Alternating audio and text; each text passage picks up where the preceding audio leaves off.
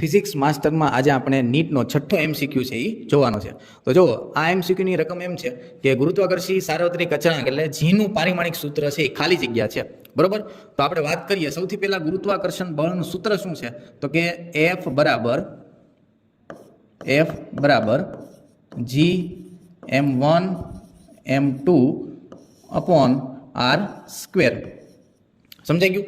તો એમાંથી આપણે ગુરુત્વાકર્ષીય અચળાંક g છે એને સૂત્રનો કરતા બનાવવાનો, એટલે કે g બરાબર f r સ્ક્વેર ના છેદમાં m1 m2. બરોબર? હવે f નું પારિમાણિક સૂત્ર છે એ શું થશે? તો કે m1 l1 t - 2 ગુણાકારમાં r છે એટલે કે અંતર. તો અંતરનું પારિમાણિક સૂત્ર છે એ શું થશે? તો કે l સ્ક્વેર. બરોબર?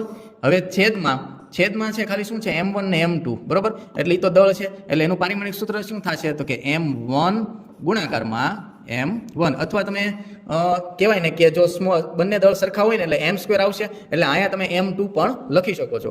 હવે આપણે અહીંયા આપીએ સાદુરૂપ. તો સૌથી પહેલા વાત કરીએ કે m1 એને ઘડીક એમને રાખીએ. પછી જો L1 છે અને અહીંયા છે L2 એટલે શું થઈ જશે? L3. ત્યારબાદ t - 2 તો છે જ તે, છેદમાં m2. Next step. હવે m2 છે ઉપર જશે એટલે -1 એટલે 1 - 2 એ શું થઈ જશે?